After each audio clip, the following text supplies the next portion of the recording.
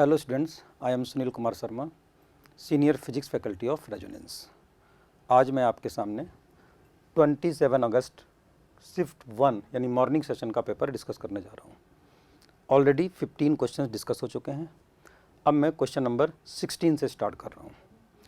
Question number 16 current electricity का question है। गौर से देखें, बहुत आसान बेसिक बातों पर based, series and parallel combination of batteries उस पर बेस्ड है। ठीक है, तो यहाँ पर ध्यान से देखें, 5 सेम शेल हैं जिनका ईएमएफ और इंटरनल रेजिस्टेंस हमें पता है और इनको मैंने सीरीज में कनेक्ट कर दिया। तो अगर ये 5 सीरीज में कनेक्ट करेंगे, ऐसे 1 हो गया, फिर इस तरह से 2 हो गया, ठीक है ना। तो 5 अगर मैं सीरीज में कनेक्ट करूँ और फिर एक external resistance capital are connect कर दूँ, तो जो करंट है ना आई इस वाले सर्किट में कितना हो जाएगा, आई इक्वल टू बैटरी का जो ईएमएफ दिया हुआ है, अगर वो ई है तो यहाँ क्या लिखेंगे हम लोग, 5 बैटरी हैं तो 5E डिवाइड अपॉन ये एक्सटर्नल रेजिस्टेंस कैपिटल आर है, इंटरनल रेजिस्टेंस हर एक के स्मॉल आर हैं जिनकी न्यूमेरिकल वैल्यू 1 ओम गिवन है। ठीक है, तो यहाँ पर मैं लिखूंगा R plus 5 small r. Total resistance ये R हो गया और 5 स्मॉल आर हो गया, तो I equal to net EMF upon total resistance. ये करंट आ गई हमारे पास पहले वाले सर्किट में जब सीरीज कॉम्बिनेशन था। फिर इन्होंने कहा है इन सारों को अगर मैं पैरेलल कनेक्ट कर दूं, parallel with external resistance capital R. गौर से देखो, तो दोनों सर्किट में जो करंट है ना वो सेम है। अब मैं पैरेलल कनेक्ट करने जा रहा हूं, एक रेजिस्टेंस बैटरी, दूसरी बैटरी यहां से, और ये जो पांचों है ना ये पैरेलल है, और फिर लोड कितना आ गया हमारे पास, कैपिटल आर। अब इस कैपिटल आर में करंट सेम वही काम फिर से करना है हम लोगों को। ये जो बैटरी है इसका ईएमएफ ई दिया है, इंटरनल रेजिस्टेंस आर दिया है, और सारी की सारी पैरेलल हैं। अब अगर इस आर में मैं करंट निकालूं तो I2 इक्वल टू कितना आ जाएगा, नेट ईएमएफ अक्रॉस आर। ठीक है ना, तो जो बैटरीज हैं अगर वो पैरेलल कनेक्ट हैं तो इसका मतलब है इन दोनों पॉइंट्स के बीच में जो नेट ईएमएफ होगा वो एक बैटरी के ईएमएफ के बराबर होगा। तो मैं कैसे लिखूंगा, ई, ठीक है, यहाँ पर divide upon resistance R plus internal resistance small r small r small r, यानी कि R/5। सारे के सारे पैरेलल कनेक्ट हैं। ठीक है, ये क्वेश्चन नंबर हो गई सेकंड। यानी मैंने सीरीज में पांचों सेल कनेक्ट करके करंट कैलकुलेट कर ली, फिर ये पांचों सेल पैरेलल कनेक्ट हैं और फिर मैंने करंट निकाल ली I2 में एक्सटर्नल लोड में। ये दोनों करंट क्वेश्चन में कहा जा रहा है बराबर है, I1 इक्वल टू I2। अब I1 और I2 को बराबर करना है, तो अगर इसको मैं सॉल्व करूं तो ये कुछ ऐसे लिखा हुआ है, देखना जरा, 5E अपॉन यहाँ कितना आ जाएगा, 5 capital R plus small r, और जैसे मैं I1 बराबर I2 करूँगा 5E कैंसिल, यानी R प्लस 5R बराबर 5R प्लस आर। जैसे बराबर करोगे तो R की जो वैल्यू है वो स्मॉल r के बराबर आ जाएगी, and small r is 1 ohm, so capital R will be 1 ohm. वही हमने वैल्यू निकाल ली जो कि हमारे ऑप्शन 4 में गिवन है, यानी आंसर हो जाएगा 4। अब हम आते हैं क्वेश्चन नंबर 17 पर। ध्यान से देखें, इसमें है क्या, use circular arc of length 4.4 light year. ठीक है ना, और ये एंगल बना रहा है 4 second at the centre of the circle. अब एक बॉडी जो इस सर्किल पे घूम रही है ना, उसे 4 रेवोल्यूशन कंप्लीट करने में कितना टाइम लगेगा अगर स्पीड 8 एस्ट्रोनॉमिकल यूनिट में दी हुई है, और एस्ट्रोनॉमिकल यूनिट की जो वैल्यू है वो 1.5 इंटू 10⁻11 मीटर है। तो क्वेश्चन ये है, जैसे मान लो ये पूरा सर्किल है, उसका एक छोटा सा आर्क अगर मैं बना दूं, यहाँ पर ये वाला एंगल थीटा है, तो जो आर्क है सर्कुलर आर्क ऑफ लेंथ वो L हमें गिवन है, L की वैल्यू 4.4 लाइट ईयर, और लाइट ईयर की वैल्यू हमें पता है। रेडियस अगर r है तो हम जानते हैं जो एंगल होता है वो क्या होता है, आर्क बाय रेडियस, यानी l बाय आर। ठीक है, यानी कि अगर मुझे r निकालना है रेडियस तो मैं क्या कर दूंगा, l by theta, angle equal to arc by radius. अब l मुझे पता है, r निकालना है और थीटा गिवन है। थीटा कितना गिवन है, 4 सेकंड। 1 सेकंड की जो वैल्यू होती है वो हम कैसे निकालेंगे, डिग्री में रेडियन में कन्वर्ट करना होता है, तो हम कैसे लिखेंगे, 1 बाय यहाँ 60 इंटू 60, ठीक है, और फिर पाई अपॉन 180 डिग्री, तो ये आ जाएगा हमारा रेडियन में। अब हमें एंगल कितना दिया गया है, 4 सेकंड, और 1 सेकंड की वैल्यू हमने रेडियन में कैलकुलेट कर ली। इसका मतलब है कि अब हमें एंगल पता है, उससे आर निकाल लेंगे। अब जैसे ही आर निकल आएगा, है ना, कैलकुलेशन करने के बाद 4 रेवोल्यूशन कंप्लीट करने में, तो इसका मतलब है जो डिस्टेंस में ट्रेवल करूंगा 4 में, कितना हो जाएगा, एस 4 इंटू 2 पाई आर, है ना, 2 पाई आर, ये टोटल डिस्टेंस है, डिवाइड अपॉन स्पीड। स्पीड कितनी है, गौर से देखो, इन्होंने कहा है 8 एस्ट्रोनॉमिकल यूनिट पर सेकंड, और 1 एस्ट्रोनॉमिकल यूनिट की वैल्यू हमें गिवन है। इसका मतलब है हम यहाँ से आर निकालेंगे, वी पता है, ठीक है ना, और मुझे टाइम निकालना है, ठीक है, तो टाइम टी की वैल्यू किसके बराबर है, टोटल डिस्टेंस, 4 चक्कर काटने हैं, तो 4 इंटू 2 पाई आर, एक सरकमफ्रेंस इंटू 4 कर दिया, तो 4 into 2 pi r upon v, solve कर लेंगे। यानी ढेर सारी कैलकुलेशन है इस क्वेश्चन में, आसान क्वेश्चन है, बस क्या करना है, ढेर सारा कैलकुलेशन, और कैलकुलेशन करने के बाद अपना आंसर आ जाएगा। तो अब सारी वैल्यू पुट करनी है, जो भी यहाँ पर गिवन है, बहुत सारी वैल्यूज़ यहाँ पर पुट करनी है, और सॉल्व करके हमें अपने आंसर तक पहुँचना है। तो जब सॉल्व करोगे ना, तो आंसर कुछ इस तरह का आएगा। कैलकुलेशन एक बार चेक कर लेना, कैलकुलेशन मिस्टेक हो सकता हो भी, है ना, क्योंकि बच्चों से हम लोगों ने कलेक्ट किया हुआ है। तो ये आएगा 10 सेकंड, मतलब इतना टाइम लगेगा हमें 4 ऑसिलेशन वो रेवोल्यूशन कंप्लीट करने में, ठीक है। क्वेश्चन नंबर 18, ये क्वेश्चन ज्योमेट्रिकल ऑप्टिक्स का क्वेश्चन है, सिंपल, ठीक है ना, ध्यान से देखें, अरेंजमेंट दिया हुआ है लेंसेज का, और हमें निकालना है distance of final image from the third lens, इस वाले लेंस से। तो पहला लेंस कॉन्वेक्स लेंस, जिसकी फोकल लेंथ पता है ना, और u की जो वैल्यू है वो है -30। तो पहले लेंस से इमेज कहाँ पर बनेगी हमें वो देखना है। तो कितना लिखेंगे हम लोग, u equal to -30, sign convention use करते हुए, f प्लस 10 है, तो 1 upon v minus 1 upon u, कितना रखेंगे, -30 बराबर 1 अपॉन f, ये आ जाएगा 10। इसको सॉल्व करेंगे तो हमारे पास v की वैल्यू आ जाएगी 15 सेंटीमीटर पॉजिटिव, यानी कि जो इमेज बनेगी इसके बाद वो 15 सेंटीमीटर पे बनेगी। कहने का मतलब ये है कि एक रे ऐसे चल रही होगी, और इसके बाद 15, ये 5 है, इसका मतलब इसके आगे 10 सेंटीमीटर पे रेज मिलने वाली होंगी। गौर से देखना, इसके आगे अगर 10 सेंटीमीटर पे रेज मिलने वाली हैं, ये 5 है, ठीक है ना। तो अब गौर से देखो, ये v बराबर 15 है, ये 5 है, इसके आगे 10, इसका मतलब वो पॉइंट इसका फोकस होगा। तो जब इस पर रे गिर रही होंगी ना ऐसे, तो पैरेलल हो जाएंगी। अब अगर वो पैरेलल हो गई और इस लेंस पर गिरेंगी तो इसकी फोकल लेंथ मान लो मैं 30 सेंटीमीटर, कुल मिलाकर के फाइनली इमेज इसके फोकस पर बन जाएगी, यानी यहाँ से यहाँ तक की डिस्टेंस आ जाएगी 30 सेंटीमीटर। ध्यान से देखें, छोटी सी कैलकुलेशन से समझ में आ गया। पहले हम लोगों ने लेंस फॉर्मूला यूज किया पहले वाले लेंस के लिए, सॉल्व करके v निकाला, v 15 आया, इसका मतलब इस पहले लेंस से जो इमेज बनेगी वो सेकंड लेंस के लिए ऑब्जेक्ट जैसा काम करेगी, ठीक है ना, और u बराबर कितना आ जाएगा 10, और f की वैल्यू -10 दी हुई है। फिर से ही फॉर्मूला यूज़ करेंगे, लेकिन हमें पता है कि अगर रेज इसके फोकस पर मिलने वाली हैं तो वो उसको क्या कर देगा, पैरेलल, ठीक है ना। अब वो पैरेलल रेज अगेन इसके फोकस पर मिल जाएंगी थर्ड लेंस के, तो हमारा आंसर आ जाएगा 30 सेंटीमीटर। ध्यान से देखें, ये पूछा गया है, final image form from third lens, ठीक है। और आगे बढ़ते हैं, क्वेश्चन नंबर 19।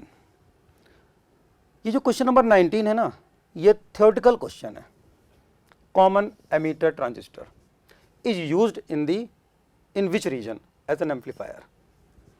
तो बिल्कुल बेसिक, अगर हम ट्रांजिस्टर पढ़ते हैं ना और एम्पलीफायर की शुरुआत भी करते हैं तो हमें पता है कि जो एम्पलीफायर की तरह के जब हम यूज करते हैं कॉमन एमीटर ट्रांजिस्टर को, तो वो एक्टिव रीजन में वर्क करता है। यानी कि अपना आंसर हो जाएगा आंसर नंबर 1। ये क्वेश्चन नंबर 19 था।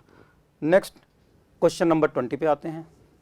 ध्यान से देखें, क्वेश्चन नंबर 20 रेडियो एक्टिविटी का क्वेश्चन है, ठीक है, न्यूक्लियर फिजिक्स। इसमें दिया क्या है, initial number of active nuclei कितने दिए हुए, means N0 equal to 10 to the power 10। Half life of radioactive element, half life मालूम है ना, ये कितनी दी हुई है, 1 मिनट यानी 60 सेकेंड। और what will be the number of active nuclei after 30 second. 30 second के बाद, इसका मतलब है मुझे जो टाइम दिया गया ना t, ये बराबर है 30 सेकेंड। फॉर्मूला क्या होता है, नंबर ऑफ एक्टिव न्यूक्लियाई अगर निकालने हैं, n बराबर N0 e to the power minus lambda t. Lambda की वैल्यू क्या होती है, ln2 upon T, half life. अगर यहाँ पर मैं वैल्यू पुट कर दूँ तो हमें क्या मिलेगा, N0 e to the power minus lambda की जगह क्या लिखूंगा मैं, ln2 upon t into t. Value put कर दो, t 30 है, कैपिटल T 60 है, ये 1/2 यानी 0.5 आ जाएगा। ln2 की वैल्यू पुट कर दो, यानी कुल मिला करके यहाँ पर 10 to the power 10 और ln2 कितना आ जाएगा, 0.693/2 और ये कुछ 0.35 के आसपास आ जाएगा। ध्यान से देखें, जिसकी वैल्यू हमें क्वेश्चन में गिवन है, ठीक है। तो ये वाली जो वैल्यू है 0.70 इंटू 10 to the power 10 कर देंगे, ठीक है। बहुत ध्यान से देखो, तो ये आंसर हमारा कितना आ जाएगा, 0.7 इंटू इस पूरे की value e to the power 0.35 की, ये वाला जो पार्ट है, और 10 to the power 10 जो लिखा हुआ है ये e टू द पावर है ना माइनस 0.693, ln2 अपॉन टी की वैल्यू पुट की है, और इस पूरे की जो वैल्यू है वो यहाँ पर गिवन है। तो सिंपल सी कैलकुलेशन, 10 to the पावर कितनी हो गई, 10, यानी कि अपना आंसर हो जाएगा 2। तो देख रहे हैं बहुत छोटे छोटे से क्वेश्चंस हैं, अगर हमें डायरेक्ट फॉर्मूले आते हैं तो हम बड़ी आसानी से इन्हें हैंडल कर सकते हैं।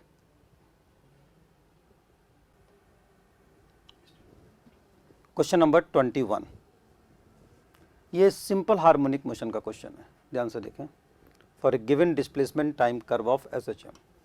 बहुत गौर से देखो, ये x और t के बीच में ग्राफ है। ग्राफ को देख के समझ में आ रहा है जो x की जो वैल्यू है ना, वो कुछ ऐसे a साइन ओमेगा टी इस फॉर्म में लिखी हुई है। अब हमें निकालना क्या है, पोटेंशियल एनर्जी का टाइम के साथ। तो जो पोटेंशियल एनर्जी होती है ना u बराबर, वो हम ऐसे लिखते हैं, half m omega square x square, ठीक है। वैल्यू पुट कर दो, half m omega square, x का मतलब यहाँ क्या मिलेगा, a square sine square omega T, यानी कि पोटेंशियल एनर्जी और टाइम के बीच में जब हम ग्राफ बनाएंगे तो साइन स्क्वायर का ग्राफ आएगा। तो बस हमें इन 4 ऑप्शन में ढूंढना है कि कौन सा साइन स्क्वायर का ग्राफ बना हुआ है। पॉजिटिव आएगा, नेगेटिव आ नहीं सकता। तो ये दोनों ग्राफ तो अपने आप बेकार हो जाएंगे, ठीक है ना। और t इक्वल टू 0 पर x 0 है, इसका मतलब है पोटेंशियल एनर्जी भी 0 है। तो क्वेश्चन ऑप्शन नंबर 4 हो जाएगा। ये ग्राफ साइन स्क्वायर का ग्राफ बना हुआ है, ठीक है। और आगे बढ़ते हैं, क्वेश्चन नंबर 22, ये हीट ट्रांसफर का क्वेश्चन है, ठीक है। इसमें 2 आइडेंटिकल रॉड हैं, मींस उनकी लेंथ और area of cross section same है। अरेंज इन, और आइडेंटिकल का मतलब के भी सेम है, तो L अपॉन के ए, ये पूरा का पूरा जो टर्म है ना, यानी कि पूरी रॉड का जो रेजिस्टेंस होता है वो क्वेश्चन में गिवन है। ध्यान से देखें, 10 किलो पर वॉट। अब अगर मैं इनको रेजिस्टेंस की तरह ट्रीट करूं, ध्यान से देखना तीनों रॉड को, तो ये हो जाएगा R, इतने आधे पोर्शन का हो जाएगा R/2 और और इस वाले आधे पोर्शन का हो जाएगा R/2। हमें निकालनी है heat transfer rate through AD, मतलब हीट करंट निकालनी है इस वाली ब्रांच में। तीनों एंड पॉइंट के टेम्परेचर हमें पता है, अपनी शीट का क्वेश्चन है, ठीक है ना। मान लिया हम लोगों ने यहाँ का टेम्परेचर कितना है T, और अगर इसका टेम्परेचर T है तो यहाँ पर हमने मान ली करंट I1 है, हीट करंट यहाँ पे करंट मान ली I2 है, और नीचे वाली ब्रांच में करंट मान ली I3 है। एक्चुअल में हमें I3 ही निकालना है, ठीक है। उसके लिए मुझे टेम्परेचर चाहिए, मैं KCL लगा दूंगा इस पर्टिकुलर पॉइंट पर। कैसे लिखूंगा? I1 plus I2 plus I3 बराबर 0। I1 की वैल्यू कितनी हो जाएगी? T minus 200 divide by R/2, temperature difference divide upon thermal resistance, plus I2 कितना हो जाएगा? T minus 100 divide upon R/2। देख रहे हैं? तीसरा, इस वाले पोर्शन में क्या लिखूंगा मैं? Plus T minus 125 divide by R, resistance जो कि हम जानते हैं L अपॉन K के बराबर है। बराबर कितना कर दिया हमने? 0। सॉल्व करके हमें T पता चल जाएगा। जब इसको सॉल्व करोगे और T निकालोगे तो ये 145 डिग्री सेल्सियस आ जाएगा, और जैसे ये 145 डिग्री सेल्सियस आ गया, अब अगर मुझे I3 निकालने को कहा जाएगा, ध्यान से देखो, तो इसकी वैल्यू कितनी हो जाएगी? 145 माइनस 125 यानी कि 20 डिवाइड बाय R कितना है? L अपॉन K यानी कि 10।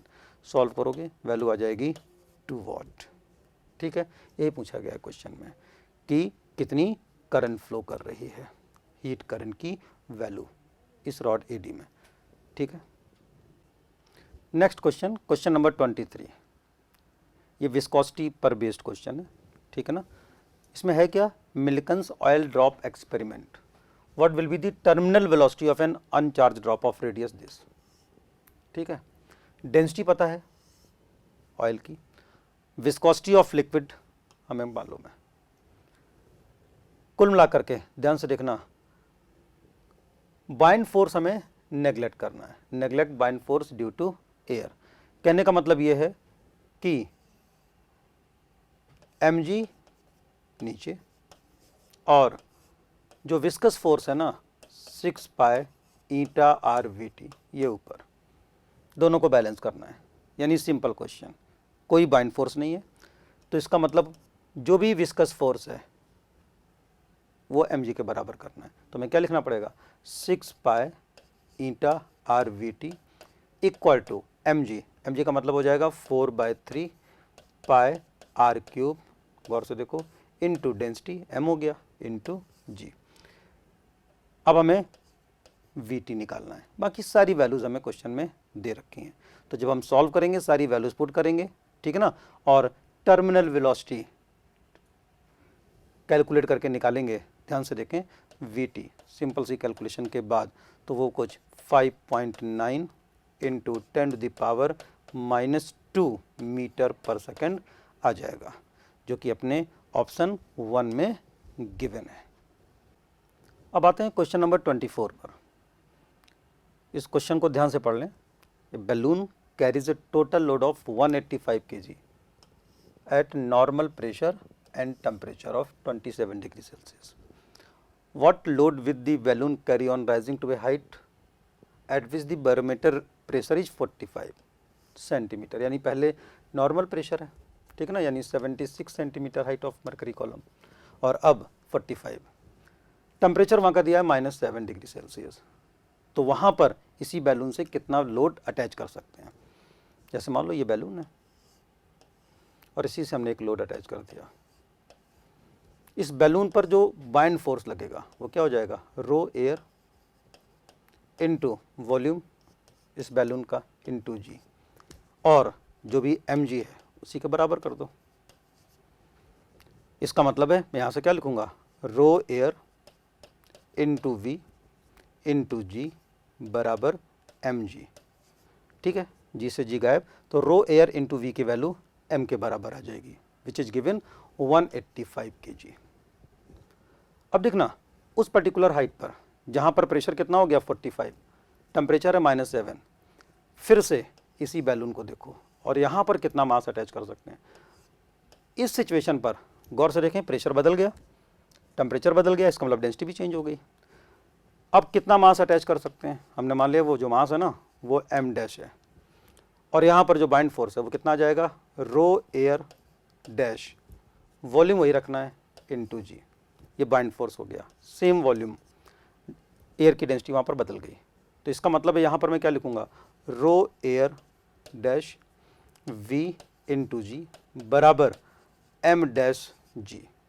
जानते हैं वेट को बैलेंस करना होता है, तो जो भी बाइंड फोर्स है वो वेट को बैलेंस कर रहा है।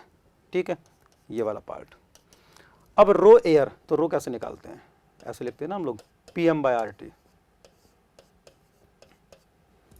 इसका मतलब है कि अगर मैं रो एयर डैश निकालूं, गौर से देखो, तो कैसे लिखेंगे, rho air dash upon rho air बराबर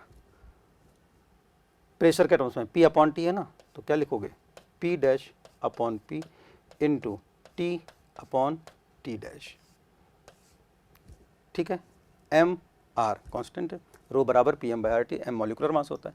अब इन दोनों को डिवाइड कर दो और हमें m पता है, m डैश निकालना है, P डैश पता है, P पता है, T पता है, T डैश पता है। गौर से देखो, P dash, P, T, T dash सारी वैल्यूज पता है, तो इसका मतलब है rho air dash upon rho air, इन दोनों को डिवाइड करेंगे, v कैंसिल हो जाएगा, m dash upon m something आएगा, सॉल्व करेंगे और हमें m डैश की वैल्यू पता चल जाएगी। तो जब हम सारी वैल्यूज पुट करेंगे और सॉल्व करके m डैश की वैल्यू निकालेंगे, तो m डैश सॉल्व करने के बाद ध्यान से देखें कुछ इतना आ जाएगा, 123.54 kg। ठीक है, जो कि ऑप्शन 1 में गिवन है। क्वेश्चन नंबर 25 फोटोइलेक्ट्रिक इफेक्ट का क्वेश्चन है। इसमें इन्होंने कहा है intensity of light is increased. ठीक ना, तो पता लगाना है क्या चेंज होगा, frequency, number of photon, kinetic energy of photo electron, momentum, इनके बारे में बातें करनी है। तो अगर मैं इंटेंसिटी को बढ़ा दूं तो ध्यान से देखना, नंबर ऑफ फोटोन n बराबर कैसे लिखेंगे, I into A upon H new. तो अगर मैंने इंटेंसिटी को चेंज किया, इसका मतलब है मैं I को चेंज करूंगा, बढ़ा रहा हूं, तो क्या बढ़ जाएगा, नंबर ऑफ फोटॉन्स। गौर से देखो, n बढ़ जाएगा। एक फोटोन की जो एनर्जी है वो म्यू पे डिपेंड करती है और म्यू में कोई चेंज नहीं आएगा, सिर्फ मैं इंटेंसिटी को चेंज कर रहा हूँ, जो क्वेश्चन में कहा गया है सिंपल सी बात है, मैं उसी को चेंज करूंगा। ठीक है, तो नंबर ऑफ फोटॉन्स यहाँ पर क्या हो जाएंगे, बढ़ जाएंगे। ठीक है, और एक फोटोन की एनर्जी एच न्यू जितनी है उतनी रहेगी, तो फ्रीक्वेंसी में कोई चेंज नहीं आएगा। Kinetic energy of photon obvious है, न्यू में चेंज नहीं आएगा, तो काइनेटिक एनर्जी में भी कोई चेंज नहीं आएगा और मोमेंटम में भी कोई चेंज नहीं आएगा। ठीक है, आगे बढ़ते हैं। क्वेश्चन नंबर 26, ये AC सर्किट का क्वेश्चन है। यहाँ पर करंट गिवन है और RMS वैल्यू निकालनी है। ध्यान से देखें, तो RMS वैल्यू निकालने के लिए मैं क्या करूँगा, I स्क्वायर पहले निकाल लो, करंट का स्क्वायर कर दो, सिंपल सी बात है, ये कुछ A है और ये कुछ B है, तो A प्लस B का स्क्वायर। तो जैसे मैं स्क्वायर करूँगा मुझे क्या मिलेगा, पहले A स्क्वायर यानी कि 42, और यहाँ मिल जाएगा मुझे sine square 4t/t A square plus B square यानी कि 100 प्लस 2AB। सिंपल सी बात है, A square plus B square plus 2AB। तो क्या लिखोगे यहाँ, 2A का मतलब हो जाएगा 42 रूट के अंदर, ठीक है ना, साइन 4t/T है ना, 2AB। अब ध्यान से देखना, अब मुझे I स्क्वायर का एवरेज निकालना है। एवरेज निकालने का मतलब है मुझे इसका एवरेज चाहिए, साइन स्क्वायर फंक्शन का, जो कांस्टेंट टर्म है, ठीक है ना, उसकी एवरेज वैल्यू निकालेंगे, वही आएगी। और जो साइन का फंक्शन है इसकी एवरेज वैल्यू कितनी हो जाती है, 0। तो अगर मैं I स्क्वायर का एवरेज निकालूंगा तो साइन स्क्वायर का एवरेज, कांस्टेंट का एवरेज वही, और साइन फंक्शन का जो एवरेज है एक टाइम पीरियड में कितना हो जाएगा, 0। तो अपने पास वैल्यू कुछ इस तरह की आएगी, 42 इंटू 1/2। साइन स्क्वायर या कॉस स्क्वायर के जो फंक्शन होते हैं एक टाइम पीरियड में उनकी एवरेज वैल्यू 1/2 होती है। यहाँ पर क्या लिखोगे, प्लस 100, गौर से देखें, और इसकी एवरेज वैल्यू हो जाएगी 0, इस वाले टर्म की वैल्यू 0, 0 से कुछ मल्टीप्लाई कर दोगे 0 आ जाएगा। अब जरा इसको सॉल्व करें, ध्यान से देखें, यहाँ कितना है 42 का आधा यानी कि 21, तो ये 121 आ गया। इसका मतलब है कि अगर मैं अब आई स्क्वायर इस पूरी वैल्यू का स्क्वायर रूट ले लूँ, तो आई स्क्वायर एवरेज निकाला फिर रूट लिया, यही जो वैल्यू है ना इसी को हम लोग बोलते हैं आई आर एम एस। तो आई आर एम एस की जो वैल्यू है अंडर रूट 121 मीन्स 11 एम्पियर। तो अपना आंसर हो जाएगा आंसर नंबर 2। सिंपल सा क्वेश्चन है, पहले स्क्वायर किया, फिर उस स्क्वायर के बाद जो टर्म आ रहे हैं ना उन सब का हमने एवरेज निकाल लिया एक गिवन टाइम इंटरवल में और आरएमएस वैल्यू आ गई। ठीक है, और आगे बढ़ते हैं। क्वेश्चन नंबर 27, बहुत ध्यान से देखो, velocity of a particle is given as, यहां पर देख रहे हैं एक्स लिखा हुआ है। अगर मैं इसी को कंपेयर कर दूं वी स्क्वायर बराबर, गौर से देखो कुछ ऐसे यू स्क्वायर प्लस 2ax है, देख रहे हैं ना, पूरे का स्क्वायर कर दिया तो मुझे क्या मिल जाएगा, जैसे इसको हटाओगे पूरा हट जाएगा ये, तो वी स्क्वायर मीन्स इस पूरे का स्क्वायर हटा दोगे तो यहाँ मिल जाएगा मुझे कितना 5000 प्लस 24x, यानी कि मैं कहूँगा कि जो 2a है ना इसकी वैल्यू किसके बराबर है 24 के।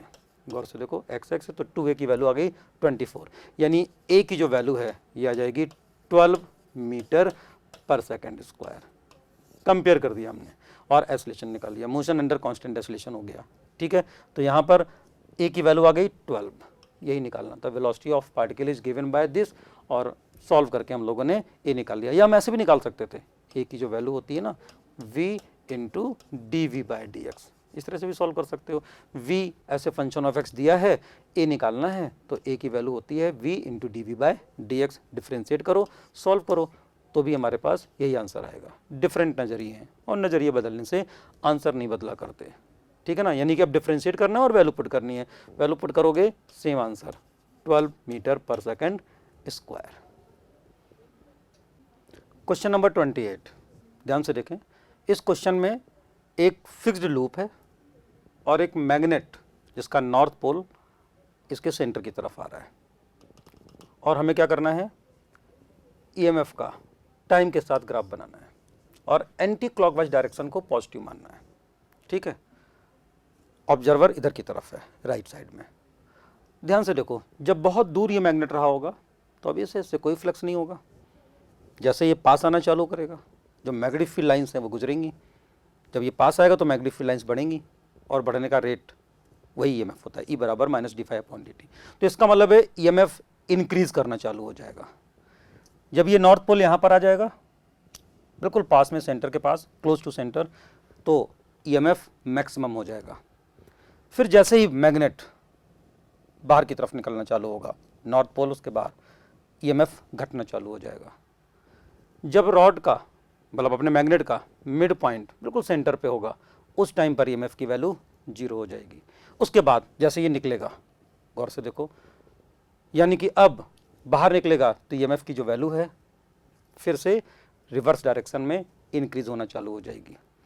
ठीक है ना, जब ये साउथ एंड यहाँ पर पहुँचेगा बिल्कुल यहाँ पर, तो इसका मतलब है उस सिचुएशन पर ऐसे करके ईएमएफ की वैल्यू रिवर्स डायरेक्शन में मैक्सिमम होगी, और फिर ये जब दूर जा रहा होगा डिस्टेंस बढ़ती जा रही होगी, ईएमएफ की वैल्यू फिर से घटती जा रही होगी, और जब डिस्टेंस बहुत ज़्यादा हो जाएगी ईएमएफ की वैल्यू घट के 0 हो जाएगी। तो कुल मिलाकर के इन सारी बातों को ध्यान में रखते हुए हमें ध्यान से देखना, पहले ईएमएफ क्या है बढ़ेगा, बिकम्स मैक्सिमम, गौर से देखो, उसके बाद में घटना चालू, जब बिल्कुल बीच में था मैग्नेट अपनी सेंटर पे तो उस समय ईएमएफ की वैल्यू 0, उसके बाद जैसे ही वो थोड़ा सा आगे बढ़ेगा ईएमएफ फिर से बढ़ना चालू हो जाएगा, लेकिन पोलैरिटी बदल जाएगी और फिर नेगेटिव डायरेक्शन में मैक्सिमम मिलेगा। उसके बाद में जब साउथ पोल सेंटर से दूर की तरफ जा रहा होगा तो ईएमएफ की वैल्यू घट रही होगी। तो कुल मिलाकर के ऑप्शन 1 में जो इन्फॉर्मेशन या जो ग्राफ बनाया गया है वो सही है। देख रहे हैं यहाँ पर हमेशा पॉजिटिव है, यहाँ पे हमेशा नेगेटिव है, यहाँ नेगेटिव से चालू हो रहा था लेकिन हमने देखा एंटी क्लॉकवाइज को पॉजिटिव मानना है, इसलिए अपना ग्राफ शुरुआत में पॉजिटिव मैक्सिमम, फिर घटेगा 0, फिर नेगेटिव डायरेक्शन में ईएमएफ आएगा, ठीक है ना, पोलैरिटी बदल जाएगी मैक्सिमम और फिर घटना चालू हो जाएगा। ठीक है, तो इस प्रकार सारे क्वेश्चन हम लोगों ने मतलब अपने पास जो भी क्वेश्चन अवेलेबल थे 28 क्वेश्चंस का डिस्कशन कर लिया है। ठीक है, बेस्ट ऑफ लक।